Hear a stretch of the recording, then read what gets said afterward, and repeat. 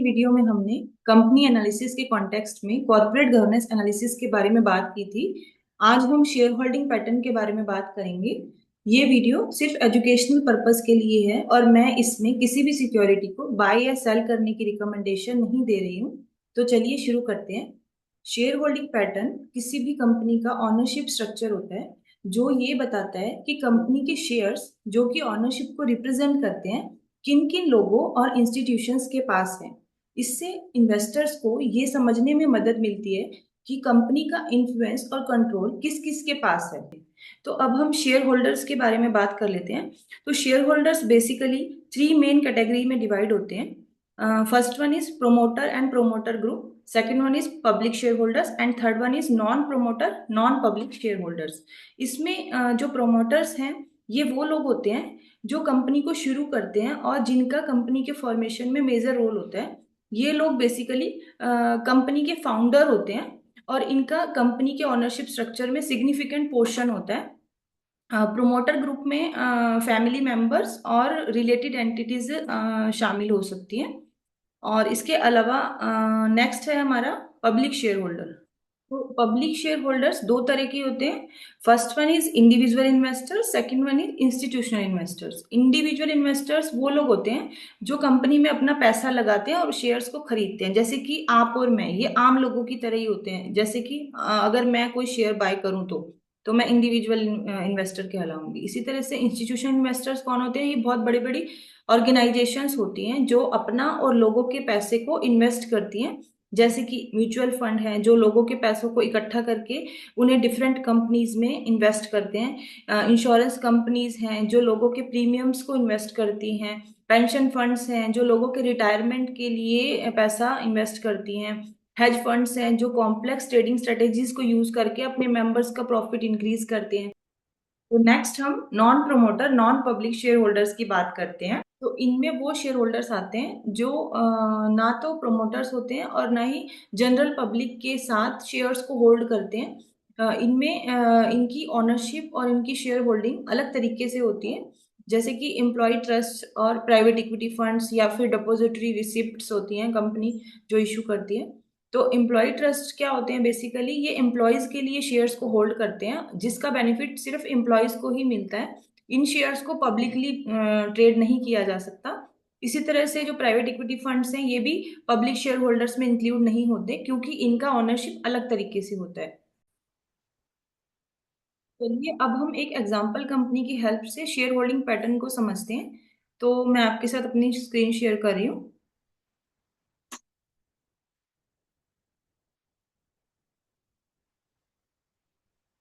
तो सपोज मैं hero MotoCorp को एज एग्जांपल लेती हूँ।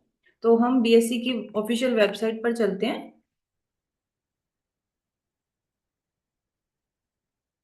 जो लिस्टेड कंपनीज हैं उन्हें अपना शेयर होल्डिंग पैटर्न क्वार्टरली और एनुअली डिस्क्लोज करना होता है। तो हम पहले इनका क्वार्टरली देख लेते हैं, quarterly share holding pattern. Company का नेम टाइप करते हैं, हीरो मोटोकॉर्प लिमिटेड। तो यहाँ पर ये देखिए, ये शेयर होल्डिंग पैटर्न का लिंक गिवन है। ये देखिए share holding pattern quarter ending December 2024। यहाँ पर इधर आर्काइव्स भी दिए हुए हैं, इधर से हम हिस्टोरिकल डेटा भी निकाल सकते हैं। ये देखिए हमारे पास यहाँ पर 2001 से लेके 2024 तक का डेटा अवेलेबल है। यहाँ पे हिस्टोरिकल कोई भी मान लीजिए मुझे ये चाहिए, मैं ये ओपन करके यहाँ से ले सकती हूँ। ठीक है, तो अभी हम लेटेस्ट की बात करते हैं।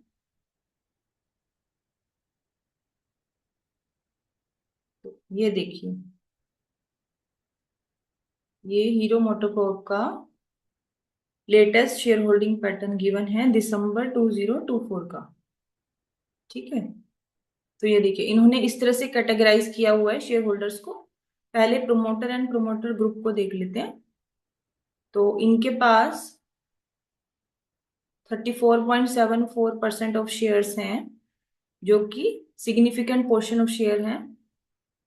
और इसमें इस ग्रुप में 20 शेयर होल्डर्स इंक्लूडेड हैं और इनके पास सिग्निफिकेंट वोटिंग राइट्स हैं जो कंपनी के इंपॉर्टेंट डिसीजंस को इन्फ्लुएंस कर सकते हैं। ठीक है। नेक्स्ट हम पब्लिक शेयर होल्डर्स को देखते हैं। पब्लिक शेयर होल्डर्स का कितना परसेंटेज है? 65.26%, जो कि मेजोरिटी परसेंटेज है यहाँ पर। तो पब्लिक शेयर होल्डर्स का हाई परसेंटेज है इधर कंपनी के शेयर होल्डिंग पैटर्न में, जिसमें इतने इतने शेयर होल्डर्स इंक्लूडेड हैं, जिससे ये शो हो रहा है कि कंपनी का जो ओनरशिप स्ट्रक्चर है वो वाइड है और डाइवर्सिफाइड है, जिससे कि मार्केट कॉन्फिडेंस और लिक्विडिटी बढ़ती है। ठीक है। तो इसके अलावा इन्होंने नॉन प्रमोटर नॉन पब्लिक में कोई भी शेयर नहीं है। इसका मतलब कंपनी के पास ना तो कोई एम्प्लॉय ट्रस्ट शेयर्स हैं, ना ही डिपॉजिटरी रिसीट्स हैं। और इसके अलावा क्या की पॉइंट्स दिए हुए हैं इन्होंने यहाँ पर, ये देखिए, whether the entry has any SBO. इन्होंने बताया है कि कंपनी में एसबीओ प्रेजेंट है। यानी कि एसबीओ कौन होता है? सिग्निफिकेंट बेनिफिशियल ओनर, जो डायरेक्टली या इनडायरेक्टली कंपनी को इन्फ्लुएंस और कंट्रोल कर सकता है। तो एक्ट के अकॉर्डिंग डेफिनेशन इसकी सेट होती है वैसे, लेकिन नॉर्मली अगर हम बात करें तो 10% से अगर ज्यादा किसी के पास शेयर्स हैं तो उसको एसबीओ की कैटेगरी में रखते हैं। तो ये कंपनी डिस्क्लोज कर रही है कि इसके पास 4 एसबीओज हैं, जो कि इस पार्टनरशिप फर्म के थ्रू रिप्रेजेंट हो रहे हैं, bridge Mohanlal Om Prakash partnership firm firm. ठीक है। और इसके अलावा ये क्या डिस्क्लोज कर रही है कि कोई भी पार्टली पेड अप शेयर्स नहीं है, ना ही कोई कन्वर्टेबल सिक्योरिटीज हैं, कोई वारंट्स नहीं है, कोई डीआरस नहीं है, लॉक्ड इन शेयर्स नहीं है, प्लेस्ड नहीं है शेयर्स, कोई डिफरेंशियल वोटिंग राइट्स वाले शेयर। तो अगर हम ओवरऑल बात करें तो ये एक हेल्दी और well diversified ownership structure show हो रहा है यहाँ पर, जिसमें पब्लिक शेयर होल्डिंग का हाई परसेंटेज है और प्रोमोटर्स का भी सिग्निफिकेंट स्टेक है, जो कि उनका इन्वॉल्वमेंट और कमिटमेंट हाईलाइट कर रहा है। और इसके अलावा एसबीओ की प्रेजेंस से भी कंपनी का ओनरशिप और कंट्रोल स्ट्रक्चर क्लियर हो रहा है।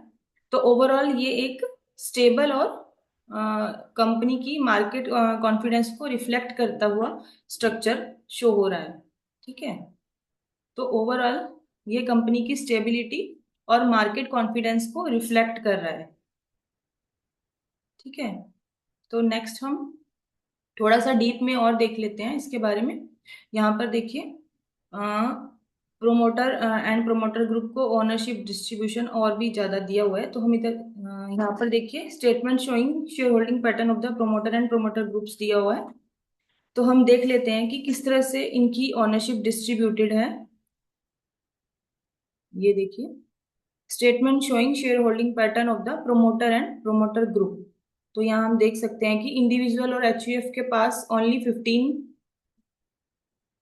तो यहाँ हम देख सकते हैं कि इंडिविजुअल्स और एचयूएफ के पास कितने शेयर्स हैं हमारे? 14.19% ऑफ टोटल शेयर्स हैं, जिसके अंदर 15 शेयर होल्डर्स इंक्लूडेड हैं। और इसके अलावा हम नोटेबल शेयर होल्डर्स भी देख लेते हैं कि शेयर होल्डर कौन कौन है। पवन मुंजाल, रेणु मुंजाल, सुमंत कांत मुंजाल, ये सब की शेयर होल्डर्स हैं। और एंटिटीज के थ्रू भी इन्होंने जैसे कि Bahadur Chand investment private limited, Hero Motorfincorp limited, ये सब इनके थ्रू भी इन्होंने ओनरशिप को लिया हुआ है। तो इधर 20% है ये। ठीक है। तो टोटल जो है, एक और चीज है कि कोई भी फॉरेन प्रमोटर नहीं है इसमें। ये देखिए, सारे डोमेस्टिक ही हैं, इससे ये पता लग रहा है हमें। और इसके अलावा ये भी हम देख सकते हैं कि ये इनका प्रोमोटर्स का जो स्ट्रक्चर, इन्होंने डाइवर्सिफाइड अप्रोच को यूज किया है। इसमें इंडिविजुअल भी हैं, ट्रस्ट भी हैं, एचयूएफ भी हैं और एंटिटीज भी हैं। ठीक है। तो ओवरऑल हमें ये दिख रहा है कि जो इस कंपनी में Munjal families and related entities जो हैं, इनका इन्फ्लुएंस और कंट्रोल है, जो कि ये इंश्योर करता है कि कंपनी स्टेबल रहेगी और स्ट्रेटेजिक डायरेक्शन में वर्क करेगी। ठीक है। तो नेक्स्ट हम देखते हैं statement showing share holding pattern of public share holder. ये देखिए, यहाँ पर इन्होंने इंस्टीट्यूशंस में म्यूचुअल फंड्स दिए हैं, जो कि 39 है। इसके अंदर नोटेबल इधर इन्होंने नेम लिखे हुए हैं। इसी तरह से एआईएफ्स हैं, बैंक्स हैं, इंश्योरेंस कंपनीज हैं, sovereign wealth funds, NBFC registered with RBI, other financial institutions, any other. तो ये डोमेस्टिक में हमारे पास आ गया 27.72%। ठीक है, डोमेस्टिक इंस्टीट्यूशन है ये। इसी तरह से फॉरेन इंस्टीट्यूशंस में एफपीआई एंड से कैटेगरी 1, एफपीआई कैटेगरी 2, इसमें हमारे पास 27.96 है।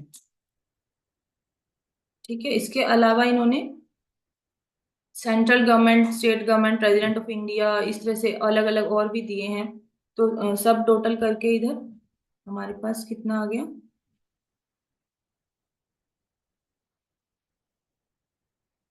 27.96 इन्होंने दिया है।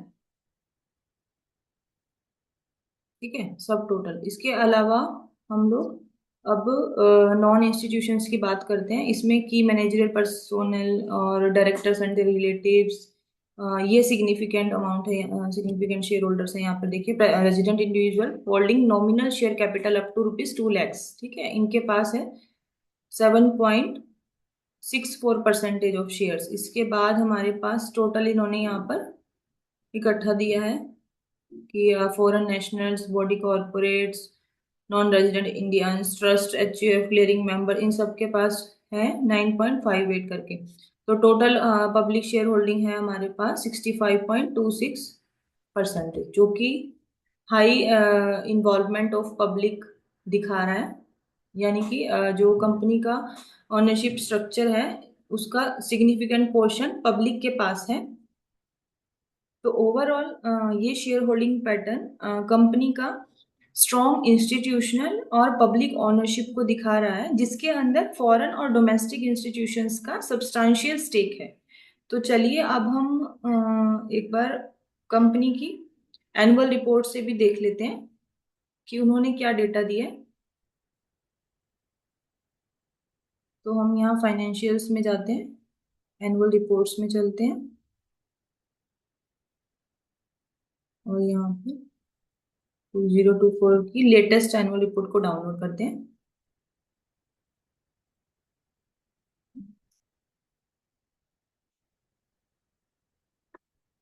ये देखिए, हीरो मोटोकॉर्प एनुअल रिपोर्ट यहाँ गिवन है। हम यहाँ से सर्च करेंगे शेयर होल्डिंग पैटर्न।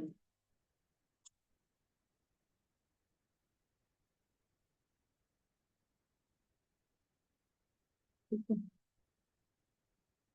ये देखिए, इन्होंने distribution of share holding bye size given है यहाँ पर, और इधर कैटेगरी वाइज शेयर होल्डिंग भी दी हुई है। तो पहले हम ये टेबल देख लेते हैं। ये टेबल हमें क्या शो कर रही है कि कुछ ही शेयर होल्डर्स हैं, यानी कि 0.11%, जिनके पास मेजोरिटी ऑफ शेयर्स हैं। ठीक है, और इसके अलावा ये शो कर रहा है कि मेजोरिटी ऑफ शेयर होल्डर्स जो हैं उनके पास छोटे छोटे नंबर ऑफ शेयर्स ही हैं। जैसे कि 1 से 5,000 शेयर्स इनके पास हैं, इस तरह से 5,000, 1 से 10,000 शेयर्स इनके पास है। मतलब बहुत ज्यादा छोटे छोटे शेयर्स हैं, कई शेयर होल्डर्स हैं उनके पास कम कम अमाउंट में शेयर्स लिए हुए हैं उन्होंने। ठीक है, इसके अलावा ये कैटेगरी वाइज शेयर होल्डिंग दिया हुआ है, जिसके अंदर promoter and promoter group, FPI, FII, F foreign nationals, foreign banks, domestic institution, Indian public, ये सब जो कि हमने अभी देखा था मनी कंट्रोल से, सॉरी, बीएससी की वेबसाइट से। इसके अलावा यहाँ पर क्या दिया है, टॉप 10 पब्लिक शेयर होल्डर्स के बारे में इंफॉर्मेशन दी है, लाइफ इंश्योरेंस के बारे में, क्योंकि ये सब्सटैंशियल स्टेक होल्डर है, इसमें टॉप 10 में आता है। इसके पास 8.49% ऑफ शेयर होल्डिंग है। इसी तरह से आईसीआईसीआई के पास भी अच्छी शेयर होल्डिंग है। तो ये टॉप पब्लिक शेयर होल्डर्स में आ गए। इसके अलावा यहाँ पर शेयर होल्डिंग को कैटेगराइज किया हुआ है कि फिजिकल शेयर होल्डिंग के रूप में कितने शेयर्स होल्ड किए हुए हैं, डिजिटल फॉर्म में कितने। तो इससे ये शो हो रहा है कि बहुत ही कम शेयर होल्डर्स हैं जिन्होंने फिजिकल शेयर होल्डिंग होल्ड की हुई है। ज्यादातर के पास शेयर्स डिजिटल फॉर्म में है, जो कि एनएसडीएल के थ्रू उन्होंने होल्ड किए हुए हैं। और इसके अलावा इन्होंने ये ग्राफ बना के दिखाया हुआ है कि जो फिजिकल शेयर होल्डिंग है वो डिक्लाइन हो रही है, बहुत कम रह गई है लास्ट 5 ईयर्स में। तो ये अच्छी बात है। इसके अलावा इन्होंने कॉर्पोरेट बेनिफिट्स भी बताए हुए हैं कि कंपनी ये डिविडेंड दे रही है। तो कंपनी अच्छा डिविडेंड दे रही है, कंसिस्टेंट हाई डिविडेंड दे रही है।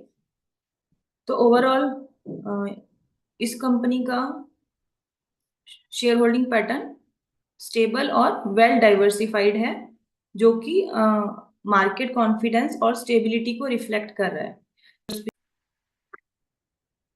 तो फ्रेंड्स, आज के लिए बस इतना ही। आई होप कि आपको अच्छा लगा होगा।